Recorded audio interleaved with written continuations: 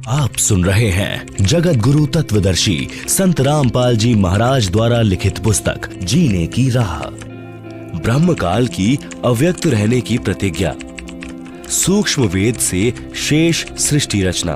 तीनों पुत्रों की उत्पत्ति के पश्चात ब्रह्म ने अपनी पत्नी दुर्गा यानी प्रकृति से कहा, मैं प्रतिज्ञा करता हूँ कि भविष्य में मैं किसी को अपने वास्तविक रूप में दर्शन नहीं दूंगा, जिस कारण से मैं अव्यक्त माना जाऊंगा।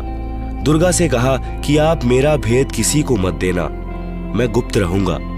दुर्गा ने पूछा कि क्या आप अपने पुत्रों को भी दर्शन नहीं देंगे?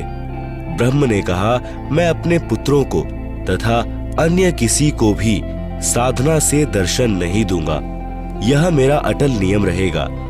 दुर्गा ने कहा, यह तो आपका उत्तम नियम नहीं है, जो आप अपनी संतानों से भी छुपे रहोगे। तब काल ने कहा, दुर्गा मेरी विवशता है, मुझे 1,00,000 मानव शरीरधारी प्राणियों का आहार करने का शाप लगा है। यदि मेरे पुत्रों ब्रह्मा, विष्णु, महेश को पता लग गया तो ये उत्पत्ति, स्थिति तथा संहार का कार्य नहीं करेंगे। इसलिए यह मेरा अनुत्तम नियम सदा रहेगा।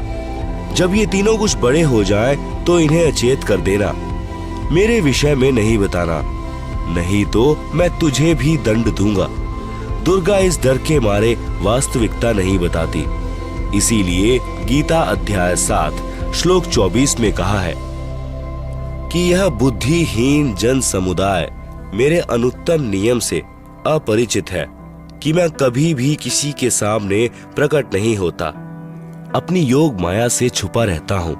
इसलिए मुझे व्यक्त को मनुष्य रूप में आया हुआ अर्थात कृष्ण मानते हैं। आप सुन रहे हैं जगत गुरु तत्वदर्शी संत रामपाल जी महाराज द्वारा लिखित पुस्तक जीने की राह का पेज नंबर 264।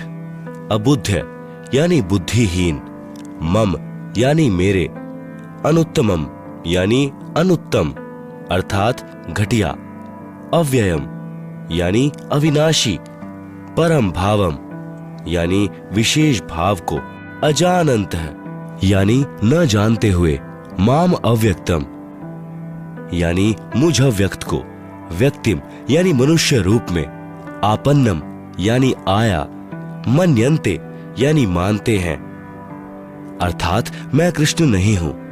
गीता अध्याय 7 श्लोक 24। गीता अध्याय 11 श्लोक 47 तथा 48 में कहा है कि यह मेरा वास्तविक काल रूप है। इसके दर्शन अर्थात ब्रह्म प्राप्ति न वेदों में वर्णित विधि से, न जप से, न तप से तथा न किसी क्रिया से हो सकती है। जब तीनों बच्चे युवा हो गए तब माता भवानी प्रकृति यानी अष्टंगी ने कहा कि तुम सागर मंथन करो। प्रथम बार सागर मंथन किया तो ज्योति निरंजन ने अपने श्वासों द्वारा 4 वेद उत्पन्न किए। उनको गुप्त वाणी द्वारा आज्ञा दी कि सागर में निवास करो। 4 वेद निकले, वह ब्रह्मा ने लिए।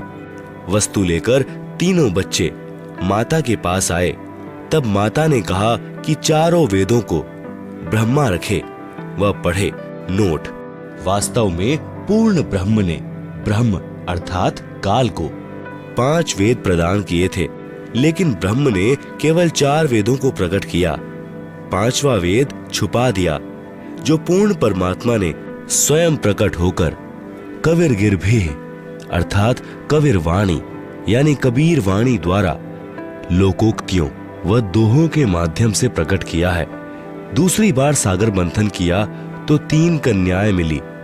माता ने तीनों को बांट दिया। प्रकृति दुर्गा ने अपने ही अन्य 3 रूप सावित्री, लक्ष्मी तथा पार्वती धारण किए तथा समुद्र में छुपा दी। सागर मंथन के समय बाहर आ गई। वहीं प्रकृति 3 रूप हुई तथा भगवान ब्रह्मा को सावित्री, भगवान विष्णु को लक्ष्मी, भगवान शंकर को पार्वती पत्नी रूप में दी। तीनों ने भोग विलास किया। सुर तथा असुर दोनों पैदा हुए। जब तीसरी बार सागर मंथन किया तो 14 रत्न ब्रह्मा को तथा अमृत विष्णु को व देवताओं को, मद यानी शराब असुरों को तथा विष परमार्थ शिव ने अपने कंठ में ठहराया। यह तो बहुत बाद की बात है। जब ब्रह्मा वेद पढ़ने लगा तो पता चला कि कोई सर्व ब्रह्मांडों की रचना करने वाला कुल का मालिक पुरुष यानी प्रभु और है। तब ब्रह्मा जी ने विष्णु जी व शंकर जी को बताया कि वेदों में वर्णन है कि सृजनहार कोई और प्रभु है, परंतु वेद कहते हैं कि भेद हम भी नहीं जानते। उसके लिए संकेत हैं कि किसी तत्वदर्शी संत से पूछो। तब ब्रह्मा माता के पास आया और सब वृतांत सुनाया। माता कहा करती थी कि मेरे अतिरिक्त और कोई नहीं है, मैं ही करता हूँ, मैं ही सर्वशक्तिमान हूँ। परंतु ब्रह्मा ने कहा कि वेद ईश्वर कृत हैं, यह झूठ नहीं हो सकते। दुर्गा ने कहा कि तेरा पिता तुझे दर्शन नहीं देगा, उसने प्रतिज्ञा की हुई है। तब ब्रह्मा ने कहा कि माता जी, अब आपकी बात पर अविश्वास हो गया है, मैं उस पुरुष यानी प्रभु का पता लगाकर ही रहूंगा। दुर्गा ने कहा कि यदि वह तुझे दर्शन नहीं देगा तो तुम क्या करोगे? ब्रह्मा ने कहा कि मैं आपको शक्ल नहीं दिखाऊंगा। दूसरी तरफ ज्योति निरंजन ने कसम खाई है कि मैं अव्यक्त रहूंगा, किसी को दर्शन नहीं दूंगा, अर्थात 21 ब्रह्मांड में कभी भी अपने वास्तविक काल रूप में आकार में नहीं आऊंगा। गीता अध्याय 7 श्लोक नंबर 24। अव्यक्तम व्यक्तिम आपन्नम मन्यन्ते माम अबुद्धः परम भावम अजानन्तः मम अव्ययम अनुत्तमम। अनुवाद: अबुद्ध यानी बुद्धिहीन लोग, मम यानी मेरे, अनुत्तम यानी अश्रेष्ठ, अव्ययम यानी अटल, परम यानी परम, भावम यानी भाव को, अजानन्तः यानी न जानते हुए, अव्यक्तम यानी अदृश्यमान, माम यानी मुझ काल को, व्यक्तित्व यानी नर रूप आकार में कृष्ण, आपन्नम यानी प्राप्त हुआ, मन्यन्ते यानी मानते हैं। गीता अध्याय नंबर 7 का श्लोक नंबर 25। न अहम प्रकाशः सर्वस्य योग माया समावन्तः मूढ़ः अयम न अभिजानाति लोकः माम अजम अव्ययम। अनुवाद: अहम यानी मैं, योग माया समावन्तः यानी योग माया से छिपा हुआ, सर्वस्य यानी सबके, प्रकाशः यानी प्रत्यक्ष, न यानी नहीं होता, अर्थात अदृश्य, अर्थात अव्यक्त रहता हूं।